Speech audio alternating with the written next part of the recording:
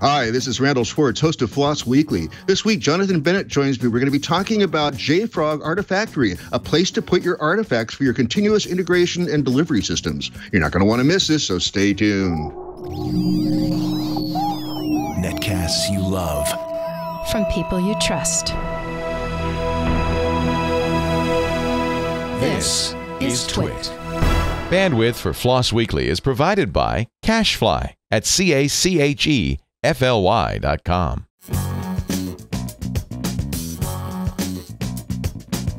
This is FLOSS Weekly with Randall Schwartz and Jonathan Bennett, episode 457, recorded November 1st, 2017, JFrog Artifactory. This episode of FLOSS Weekly is brought to you by Rocket Mortgage by Quicken Loans. Home plays a big role in your life.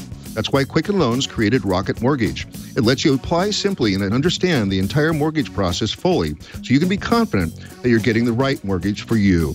Get started at rocketmortgage.com/floss. And by Hover. Register a domain name with Hover and build your online brand today. Go to hover.com/twit and save 10% off your first purchase. It's time for FLOSS Weekly, the show about free, libre, open source software. I am your host, Randall Schwartz, Merlin at Stonehenge.com, bringing you each week the movers, the shakers, the big projects, the little projects you're using every day, totally unaware of it, projects you might want to download right after this show and play with. Today's probably going to be one of those. Joining me once again, been so long, Jonathan. Jonathan Bennett, welcome back to the show. Yes, it's just been ages since I've been here. I couldn't stand to be apart from you any longer. Well, yeah, I'm glad you stepped forward because, again, we're having difficulty sometimes in getting our rotating panel of co-hosts fully up to speed again. So I'm glad you're almost always available, which makes it sort of easy for me to do scheduling. And I'm almost always available, except when I'm on a cruise. So that kind of works out pretty nice that way. So you're speaking to us from the flyover place that I actually flew over on Monday. So hello in your general direction here. All right. And yes. for those of you that are seeing the video background, I am back home in Beaverton, Oregon. Just flew in on Monday from where was I? I was in Baltimore hanging out with friends over there. So I'm still a little jet lagged, but also I had a bad stomach ache last night. So I'm operating on almost zero sleep. So I apologize in advance for anything that doesn't work today because it might just be a little crazy. So who do we have today? We have, let me make sure I get this right, JFrog Artifactory, the Universal Artifact Repository. I think we're going to win some buzzword bingo today. We have Fred Simon is the co-founder and chief architect of JFrog. And so he's going to be coming on in a few minutes to tell us what that is all about. Here's what my guess is so far. We have package managers that have grown up with Linux, different ones for different distributions. But as we move more into DevOps and changing things like that, we actually need to track a lot more binaries in our systems to be deployed, to be tested, to go through continuous integration, things like that. And so JFrog Artifactory is probably one of the premier ones in this area, and all written in Java, by the way, so it's going to be sort of fun. I think it is anyway, well, based on what I read. And then of course, we'll be talking to Fred Simon about this, so we won't have to keep making stuff up because I'm now running out of things to say. Do you have anything to add to that? So I am going to be the representative of the audience today because I know basically nothing about this project. So I get to ask all of the dumb questions so that everyone better understands it. Sure. We'll bring Fred Simon on in a moment. But before we do that, I have a very important announcement because this episode of FLOSS Weekly is brought to you by Rocket Mortgage by Quicken Loans. The mortgage experience wasn't keeping up with the times. It was dated and it needed a client-focused technological revolution. That's why Quicken Loans created Rocket Mortgage. Rocket Mortgage gives you the confidence you need when it comes to buying a home or refinancing your existing home loan. It's simple. Fully understand all the details and be confident you're getting the right mortgage for you. It's convenient. Their trusted partners allow you to share your financial information with Rocket Mortgage at the touch of a button. It's powerful whether you're looking to buy your first home or your 10th. Rocket Mortgage is able to perform thousands of calculations in seconds.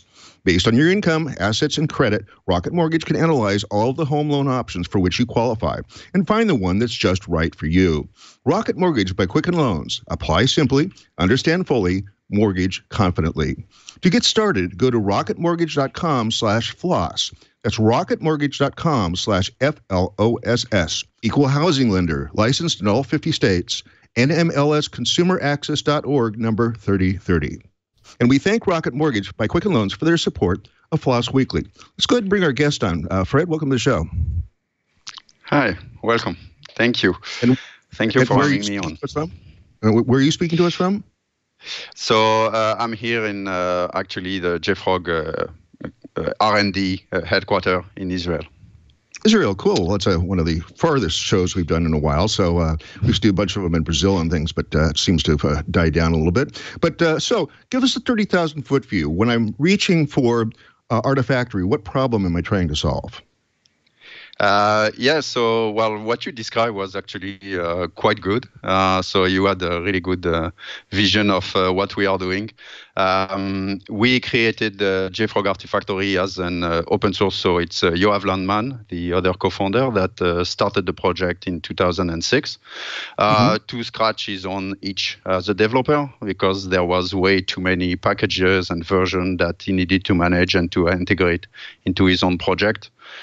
Today, basically, you don't write code from scratch and see an assembly code. Most of projects and most software that is written today, 25% is new code, 75% is just library and other artifacts that are coming from open source, by the way, mostly, and other vendor libraries.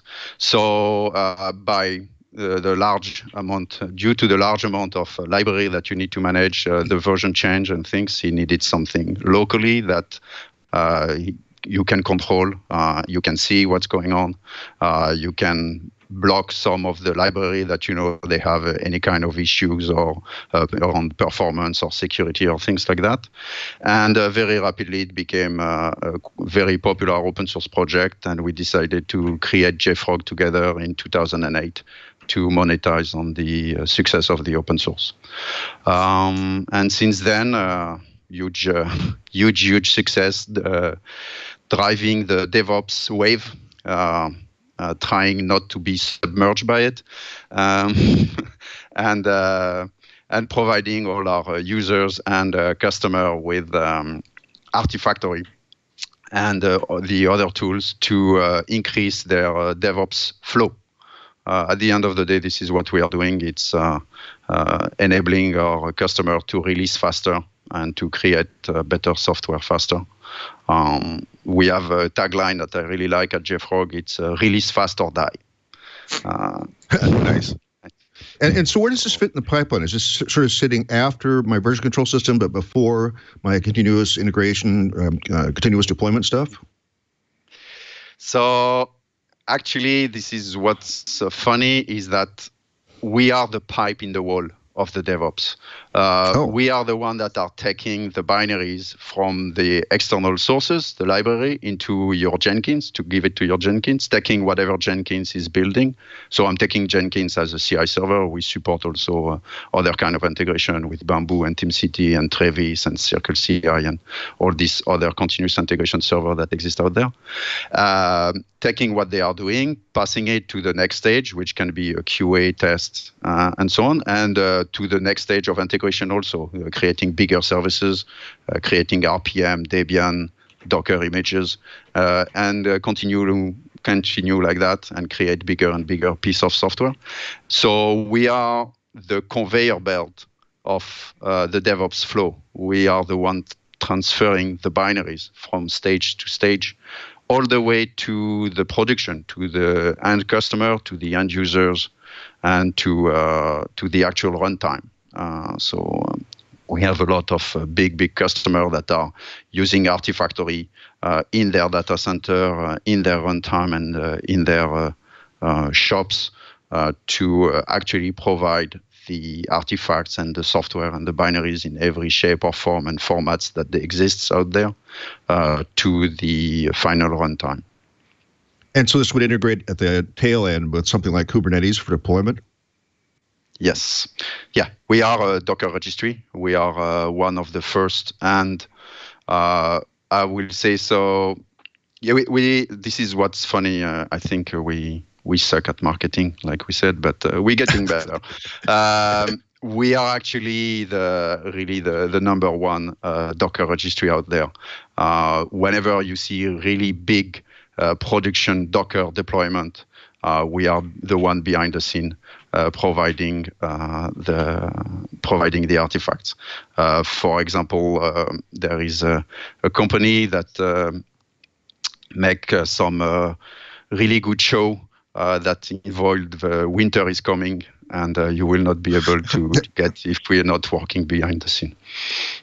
Awesome. We actually have a question from the chat room. Emily the Strange, a frequent visitor to our chat room, says, how long does this process take? Is there a real-life example you can provide to show what the process looks like? Yeah, so well, we are building the pipes, so we are not the CI server. We are not the one providing the fluid and the speed at which it goes. We are making sure that the pipe are flawless and that there is no intrusion or things like that. But most of the times, once we start to get into the process with a customer, we started with Netflix, was one of our first early customers in 2009. So Netflix, Yahoo, Twitter, Facebook, I mean, all the big ones, this is how we started. Now we extend to more traditional software vendors. They were releasing once a week. Today at Netflix, it's more than 9,000 services or microservices that is deployed every single day. So we are basically providing this capability to increase. With Oracle, all the middleware layer, when we started with them, so it was Oracle, it was once a year.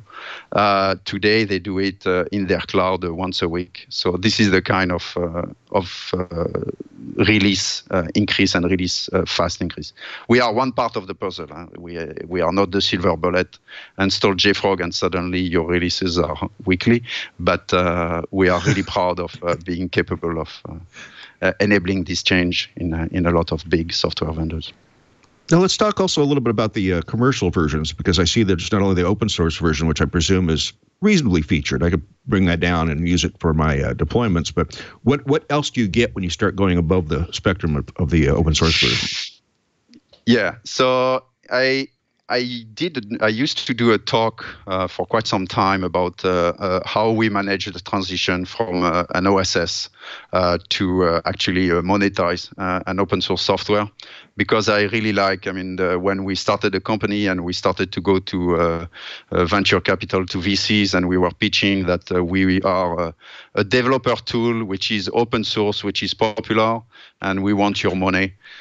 To make it monetize, they all look at us, okay. So we didn't manage to raise money very early on. And so what we decided to do is to go online. It was not called SaaS at the time, it was 2009. And so we said we can manage the open source software in the cloud for our customer and our users. They will pay us for the maintenance and the hardware and the actual software as a service, and we will provide the open source software as a service, and we will get. And so we are really proud of being SaaS and on-prem first. We are JFrog, we are amphibian. we go on-prem and in the cloud. And so when we started that, we started to add some extra professional feature in the cloud, which are mainly around LDAP, so some kind of connection to authentication mechanism in a big enterprise, advanced search, promotion, tagging, and to be frank, the big boom and the big increase in terms of feature was what we call the build info. The build info is, we started with Jenkins and then we extended, is the ability to capture and to create this manifest of everything that is used and everything that is produced at every step in every job, every Jenkins job at the beginning, and keep this inside your binary repository manager, and so to be able to manipulate it as a bundle, as a block, transparently and efficiently. And we started on top of this to add a lot of feature which are part of the professional version, like promotions.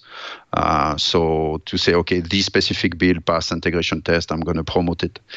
And here the power of having a central binary repository manager shines, because basically we started with TiVo, for example. They used to do that whenever they had a version and they wanted to provide it to some of their partners or some of the different set-top box. They do everything with RPM. So they had this 2 terabyte of multiple RPM repository, and each one of them is a little bit different, and each one of them recopy the same list of RPMs. But inside Artifactory, basically, it becomes pointer arithmetic. And so we can recalculate the RPM index of multiple YUM repositories by reusing the same pointer to the same RPM. And this kind of promotion model allow our enterprise customer to put security feature on saying only when some kind of condition you can push to production. But putting to production those gigabyte of RPM is a zero storage cost operation. It's an immediate operation because it's just pointer arithmetic, and Artifactory very rapidly and efficiently in a couple of seconds recalculate the YUM index and provide it to the end users. Hey, Fred, I wanted to jump in and ask you a couple of maybe more basic questions, because this is not something I've worked with a whole lot. You talk about Artifactory as being one of the building blocks of this, and it is, let me read, the Universal Artifact Repository. What is an artifact? So that's that's our burden, is that there is no concept of a binary software, a library, an NPM packages, a Ruby gems. We can list, there is the Chef Supermarket, there is the Python eggs and the Python wheels, which are the ones. So we have a lot of jokes at JFrog about the fact that we know how to break eggs, but we don't know how to hide wheels. But we support all of them. We know how to talk the REST API of this PyPy, all these different tools. Docker, so Docker is managing images and layers. And so we know how to talk to all those clients, provide the right artifact with the right version for the right context at the right time, and of course, receive them. So to deploy them as fast as possible from whoever is building these packages back into the Artifactory. So we try to find a word that represents library, packages, application, images, everybody, and artifacts. It sounds right. And Artifactory is a very catchy name, so it worked good for us. But that's why we call it the Universal Artifacts Manager. Sure. So the concept of Java is you seem to be steeped in it. I assume everything is built in Java. And then I was also going to ask, do you support languages other than Java? It sounds like you do. If you want to talk about that a bit. Yeah, we started with Java, so that's a little bit why the J in front of JFrog. That was our itch to manage Maven Java jars. But very rapidly we went to RPM because we distributed RPM and we wanted to manage Red Hat and YUM and RPM system. We supported after NuGet and then Ruby gems, and then it started to be a little bit of a burden for us to manage all this, and we created a really nice internal architecture that enabled us to provide more and more languages. So yes, we support Ruby, Python, C, C++. We just acquired a company which is called Conan from Conan.io, which is the first actually really good package manager for C, C++ library. So RPM, Debian is very popular. Docker also. OPKG for some of the IoT embedded devices. I'm forgetting. We have more than 15 package manager now that we support, and we keep adding some all the time. Yeah. So you just said something that made my antennas go up. OPKG. Do you work with the OpenWRT guys? Then is that what you're referring to? Oh, interesting. Yes. Tell me about that. Yes, actually, it's a customer. It's actually Bosch that is doing this and distributing this, and we are the one distributing the packages all the way to the cars and the car system of the Bosch system. Oh, interesting. We are really proud. So they use, by the way, to distribute that every 6 months, and now we are in a weekly basis on this process. So a developer can, if everything goes right and everything is okay, can actually have a new piece of code deployed to some of the Bosch machine in a week. Huh. You mentioned Maven just a moment ago, and that was something that I was wondering about. You know, everyone that's done Android development, I assume, has used Maven at some point. Does JFrog, the Artifactory, does it kind of replace Maven, or does it work side by side? What's the relationship between those two projects look like, or the comparison? So Android is a very good point because we actually support Gradle. We actually are JCenter. I don't know, you did some Android development with the Gradle? Yes, I've done. Mm-hmm. So you have this repository JCenter. I don't know if you saw it at the beginning. JCenter is us. We are. jcenter.bintray.com is JFrog. So you see. Yes. Well, I don't know if you use Homebrew also. So if you use Homebrew and Go, so everything that you get from Homebrew is from us also. So we manage all the packages that are coming for Homebrew. We have we have Jenkins. We have all the plugin of Jenkins, all the development of Jenkins, Spring, all the Spring and the bigger Spring environment. And after we use the same platform for some of our customers like Cisco and other to actually deploy. So yes, we are, in terms of Maven needs packages to actually function. It needs to query those packages and get those packages. And at the end, it creates packages and put it back. NPM, by the way, I forgot also NPM and Bower and Yarn and other packages like that, the same. So we are the warehouse of those packages, and we provide a web front end for all those tools to be able to query, fetch those packages, and put the packages back. So yeah, we are helping Gradle resolve the packages, and whenever you finish with an AAR, APK, or things like that, you can put it back inside Artifactory to go to the next stage of testing and deployment and environment like that. Part of Randall's standard introduction is that sometimes we interview people that we're using already and didn't know about it, and this shall forevermore be the canonical example of that happening. Yes. Well, that's what is going on with open source. Is that I mean, it run our life and we don't know it, and the software is eating the world anyway. So, but and open source software. Yes, I'm curious, is there anybody else in this space, or are you guys pretty much the only solution that's out there? So yeah, for Maven, there is our main competition is Sonatype. So they have Sonatype Nexus, and they started from the Maven community. And they have a server which is called Nexus that is competing with Artifactory. They are our main competitor. And we are both have an open source version and both have a professional version, and we are basically splitting the market. We became more universal. I always, I don't know, more universal. Is it kind of a strange way of saying, if you're universal, how can you be more? But anyway, we open up to more packages earlier than Sonata because they stayed on the Maven ecosystem and the niche a little bit longer.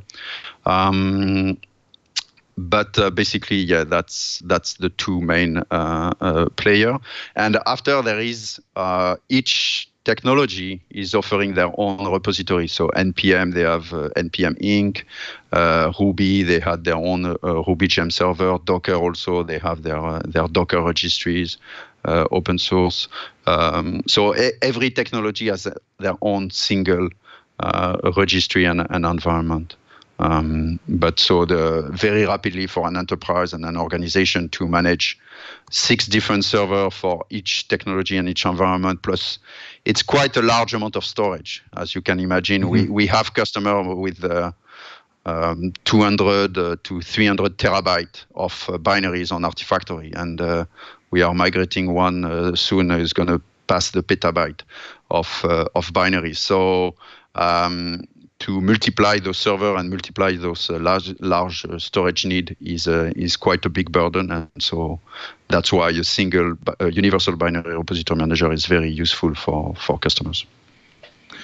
So I just had whispered into my ear that Google and JFrog recently announced that they're working together on something, Grapheus, I believe. What is that? Did I pronounce it correctly? And what is that? Yes. So what happened once we started Artifactory and be basically the source of truth for binaries artifacts for where you're going to fetch your runtime binaries. People started to add very rapidly annotation on top of it and all kind of metadata, which build it came from, which test it passed, who actually used it, and so on and so on. But it was Artifactory specific, and it was, even if our REST API was open and clean, it was also specific to artifacts. Very rapidly, we added X-Ray, which is basically a tool that is able to look inside components to see what there is inside. It's very useful for Docker images, but even for RPM and Debian, which NPM packages are contained inside. And there, the goal was to analyze if there is security vulnerability, license issue, performance issue with some of the component inside, and create this component graph. And so basically, the market is eager to have more and more metadata on the software that they are consuming as first-class citizen. And there was no standard on this metadata. And so internally at Google, they had their own metadata system that they used to certify the images and the Debian packages that are going to production at Google. And they worked to open source it, and since we had also X-Ray and the ability to add and manage those kind of metadata on top of a list of binaries or single binaries, we decided to work together on creating this API and unifying this API and ability to query and add metadata about binaries and artifacts. So we've got a lot more questions to ask, but I wanted to get in a little piece of business here before we keep going on, because this episode of FLOSS Weekly is brought to you by Hover. What are you passionate about? Do you have an idea for a business? Are you launching a creative project? Buying a domain name is the first and biggest step to building your brand online. I have lots of home domains with Hover. I've actually been a customer there since they first started sponsoring FLOSS Weekly, something like 7 or 8 years ago. So I have mostly I have every combination of Randall L. Schwartz because I want to establish the brand as me. So I actually don't have much for them to do right now. They're all pointing at my LinkedIn page, but hey, someday I'll actually do something behind all those. So Hover has over 400 domain extensions to choose from to help you brand yourself. That's a lot of choices to help you find the perfect domain name. If you're a blogger or a company trying to create new leads or inform your customer base, you can use .blog instead of a generic .com or .biz domain name. By using .blog, you're telling everyone to expect impactful content about your topic or business rather than a generic homepage. Whatever your interest may be, Hover has an extension for you. .tech, .photo, .security. And you know what else is great about Hover? It's best-in-class customer support team and no upsells. The Hover Connect feature allows you to connect your domain name to any host or website builder with a few simple clicks. And that's what I did for my domains. Personalized email that matches your domain and further supports your online identity. Show the online community who you are and what you're passionate about. Go to hover.com/twit and get 10% off your first purchase. That's hover.com/twit. And we thank Hover for their support of FLOSS Weekly. I've got one question to follow up with here. So is it possible, how do you manage the version dependencies? Is that part of the metadata you were just talking about? And can you get into dependency hell as a result? Well, this is what we are trying to solve, basically to help our users and customers to focus the dependency hell. So the way you declare the dependency in Maven is using the POM XML with npm. It's package.json. In RPM also, you declare all your dependencies. So every tools and every package manager is declaring their dependencies differently. In Docker also, it's the same. And so the goal for our users is to say, here are the packages that I'm depending upon, but I'm going to trust Artifactory, and here is the URL of Artifactory where you're going to find those dependencies. And inside Artifactory, you can have a limited list of version and packages that are going to be used for this dependency resolution. So you fix the dependency hell by basically concentrating the resolution scope for the different tools, but we don't we don't put our finger into the package manager and the different package technology that try to always reinvent the wheel and find a new way to do what Red Hat did correctly with RPM, and Debian did really nicely with Debian long ago, but no developer wants to reuse what another one already did. Yes, not invented here, Cynthia, definitely. So also, you mentioned a lot of languages. You mentioned integration with Python, with Ruby. What I didn't hear each time was Perl. Do you have integration with the Perl CPAN? We have PHP, but no, we don't have Perl CPAN. No. So you can go to. I can go to the Jira. I can check. So we have a public Jira, and you look for Artifactory CPAN and the amount of vote and environment. I don't know how much is it, but we are listening to the community, and for now. Which is strange because we have a lot of customers that are using Perl and actually Perl and CPAN, but the next one that are coming are there are some Conda is highly demanded with R. And there are some. The reason I'm asking this is because my primary client right now has a ton of Perl stuff. They're trying to integrate it into this sort of a system, and I don't know what they're actually planning on using, but it would be really nice if we could do that. So anyway, also in the letter you sent us ahead of the show, I know this was a show about Artifactory, but you also list a few things like bin tray and JFrog mesh control and X-ray. Can you tell us a little bit about what those are and how they work together with Artifactory? Yeah, so we started with Artifactory, which is our flagship product, and we saw quite rapidly that we are missing some kind of a global SaaS platform, easy to use for every developer to publish their artifacts and their to the larger audience. So it's a distribution platform which is Bintray, bintray.com, and it host the Android and Android Studio. Now they have a little bit, the Android Studio is on the side. All the Gradle, JCenter is very popular. And Homebrew is on bintray.com also, and Spring and Spring Artifacts. And after bintray.com, we had customers that started to have a lot of Artifactory servers all around the planet. That needed to be managed in a central and global way. So we created Mission Control, which is basically the ability to control and manage all those Artifactory servers. And our latest product, which is a year and a half old now, is X-Ray, which is the ability to create those component graph and this extra metadata about the artifact. We have also acquired last year, it's at the beginning of the year, Conan. Conan.io, which is a C++ manager, and which is integrated with Artifactory and on Bintray also. And so the whole Conan community can participate together in sharing their packages and aggregating their packages locally with Artifactory and Bintray.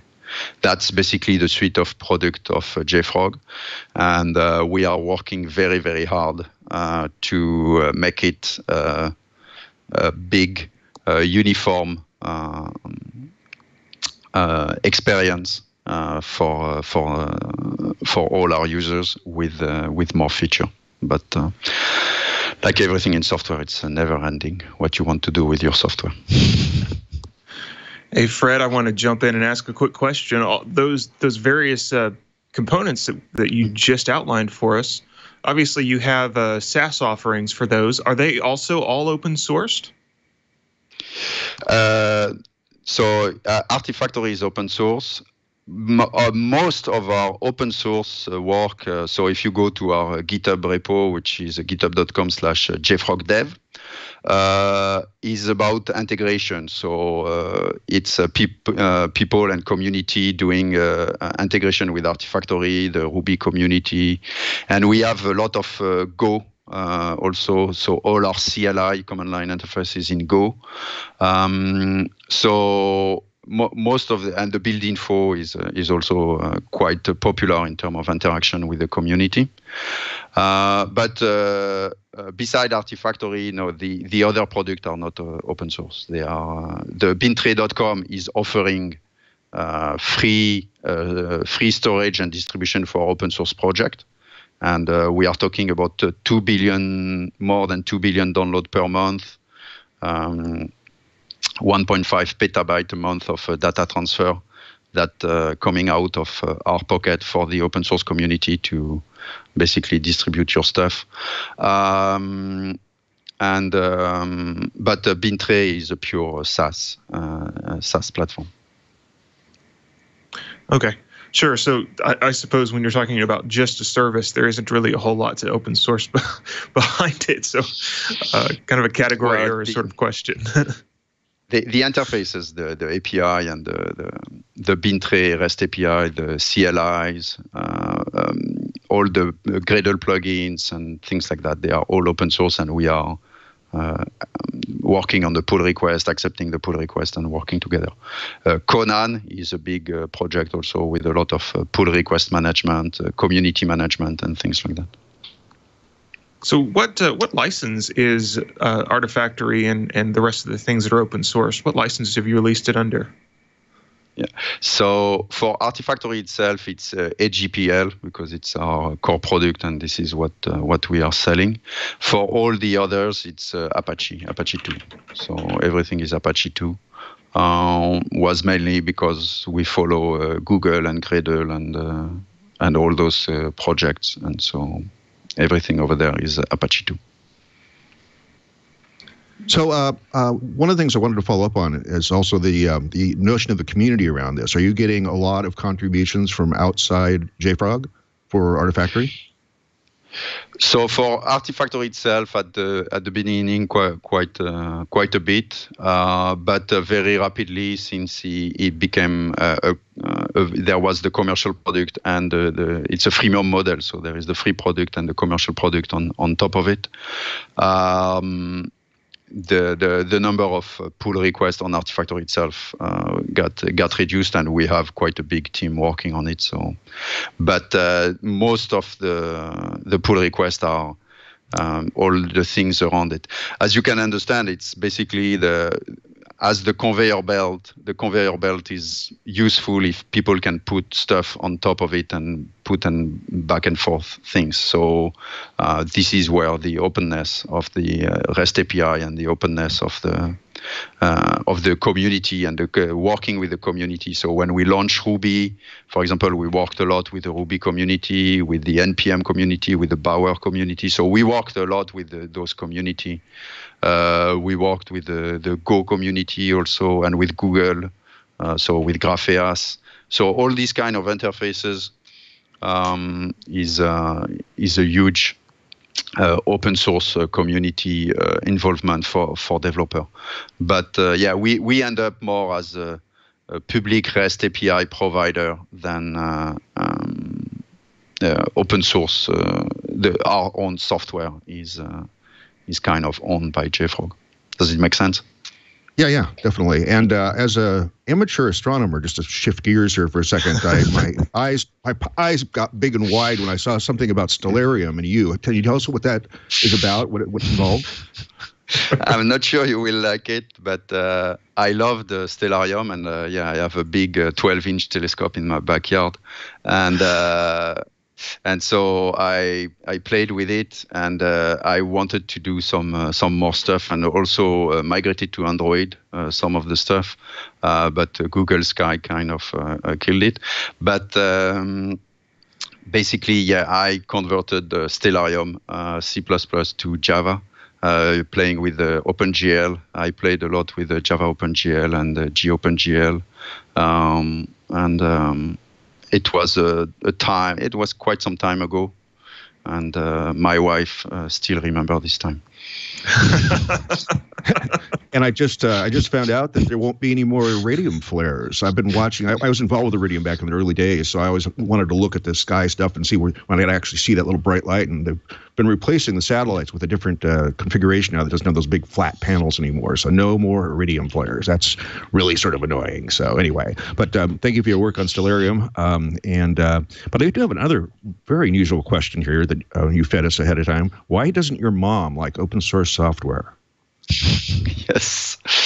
That's something that always bothered me, especially actually before creating JFrog. I was using a lot of open source software on my old desktop before Mac became a little bit more open, was always Debian and Ubuntu.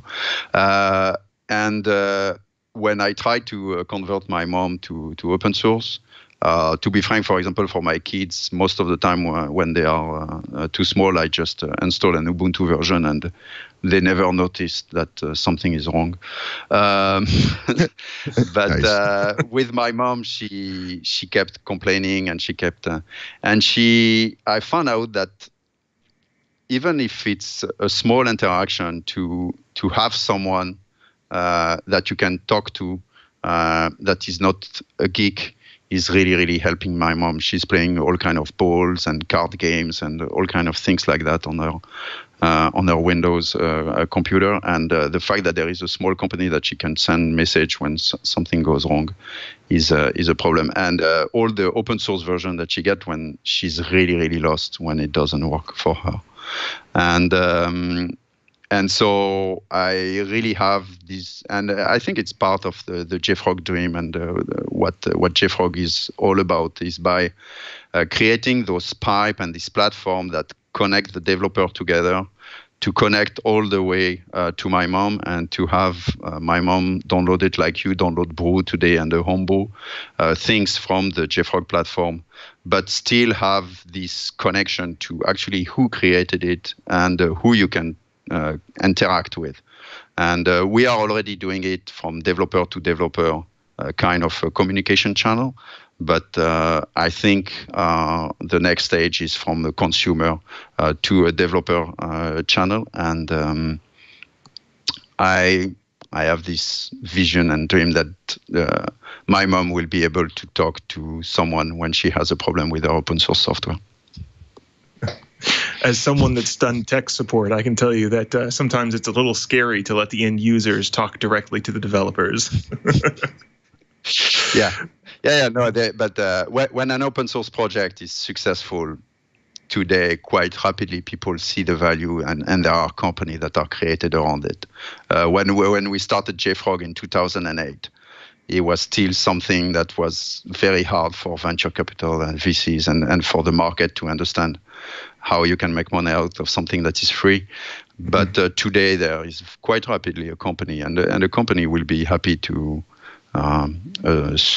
prospect. It's actually, at the end of the day, my mom is going to be a prospect for any kind of open source software she's using. She's willing to pay a little bit of money for getting some help.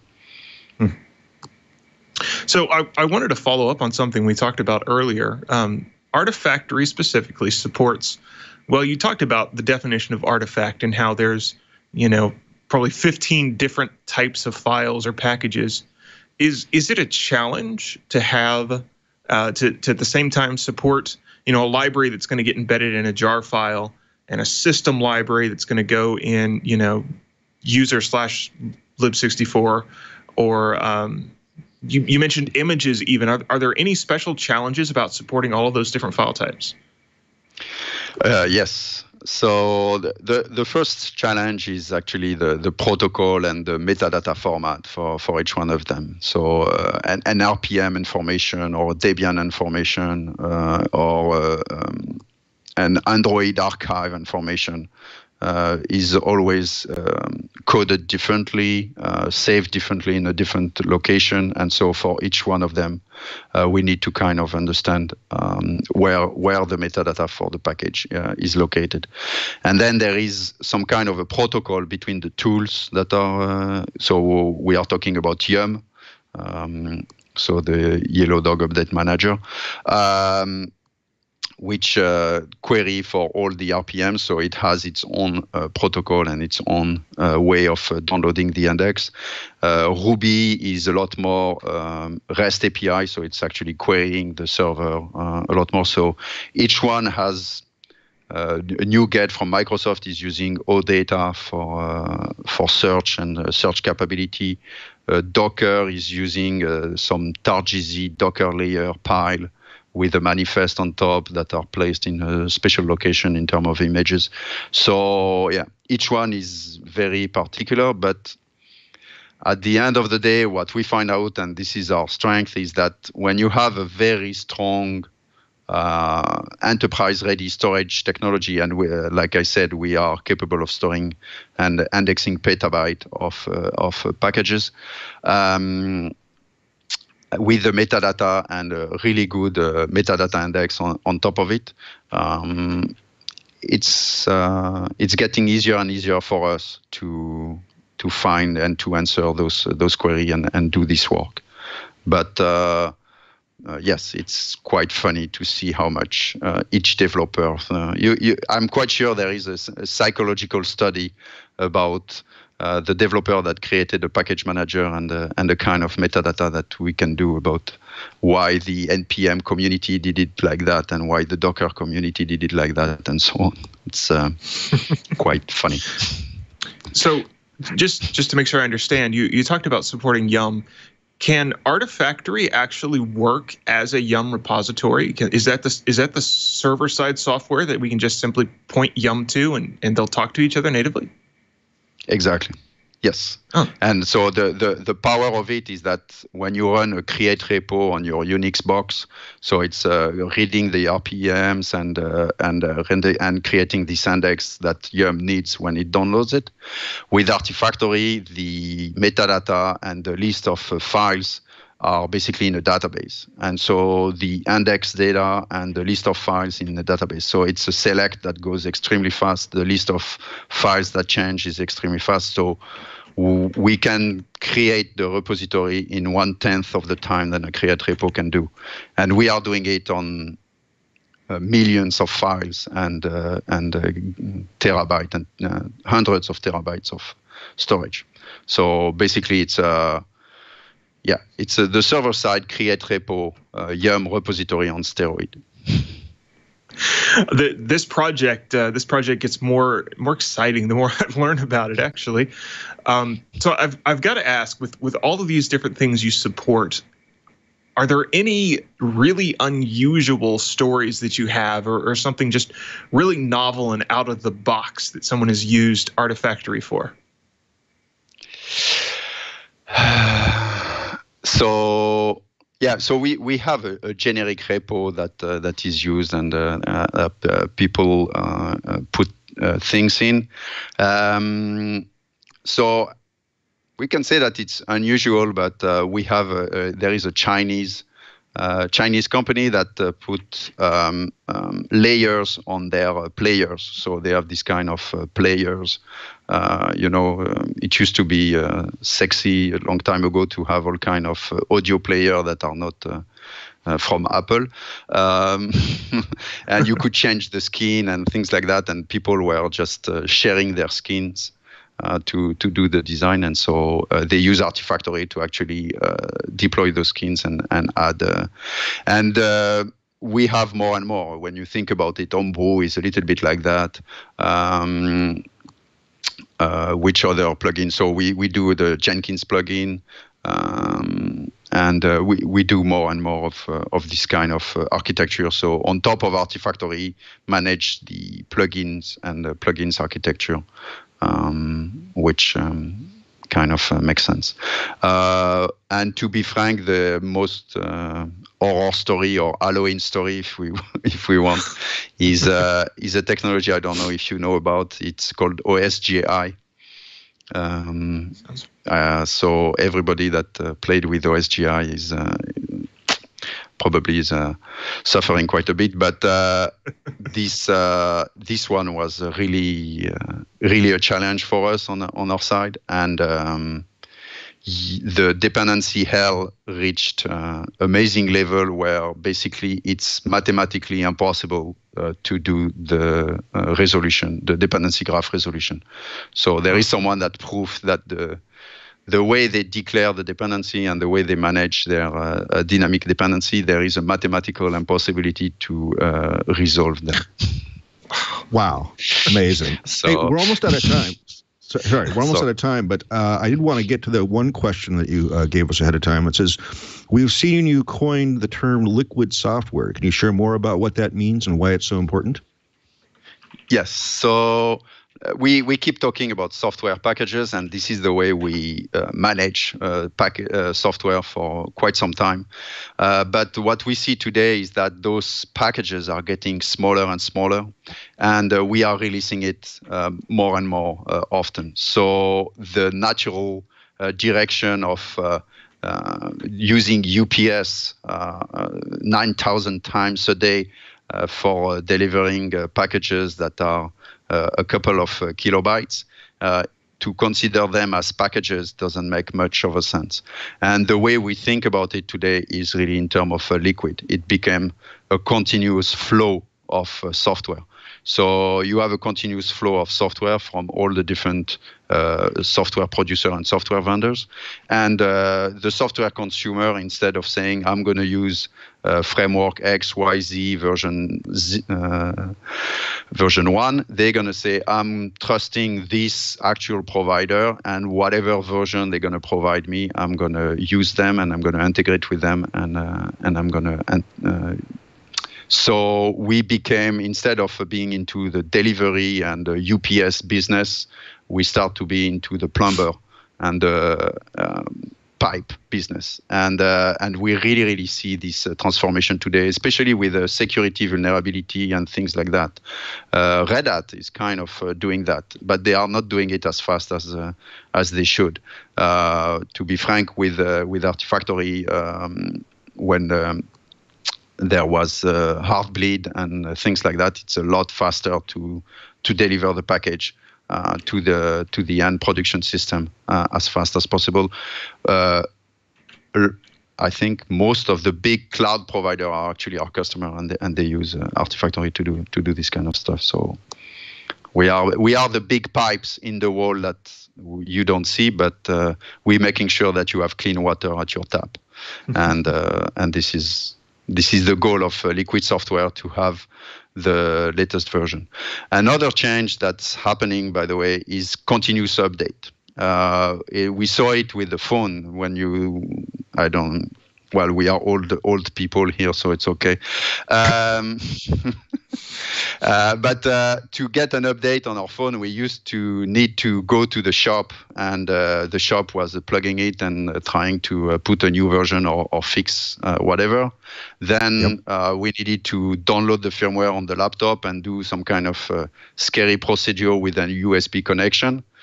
And then it went over the air. And today, for most of the apps and most of the system, it's just continuously flowing, and we are continuously updating our phone. And so to consider those apps as actual packages doesn't make much of a sense. At the end of the day, you just connect those pipes to whatever vendors, which is Google or Apple or others, and they are providing the flow. I appreciate the explanation. That's actually a very clear model to move to, so I really like that. Like I said, we're almost out of time. Is there anything we didn't cover that you want to make sure our audience is aware of before we let you go?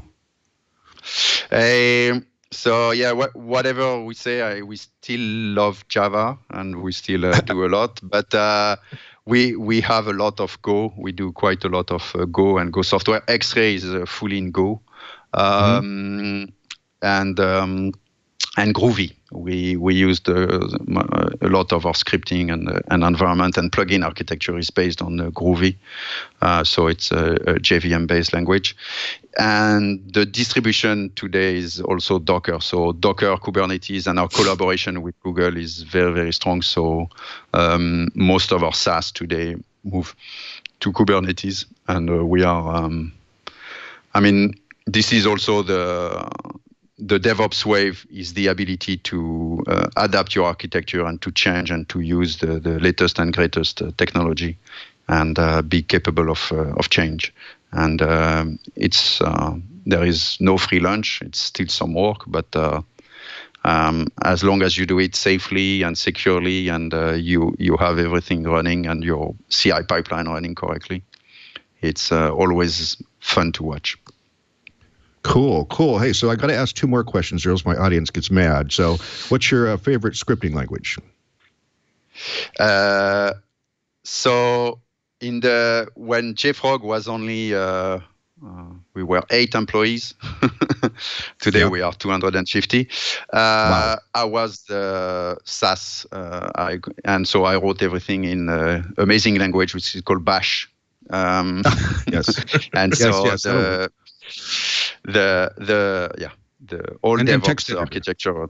Yeah. And text editor. What's your favorite text editor? So probably Eclipse. I used to be Emacs, but today with the Mac I'm using Text Wrangler. But he wants me to move to BB Edit, and I don't want to.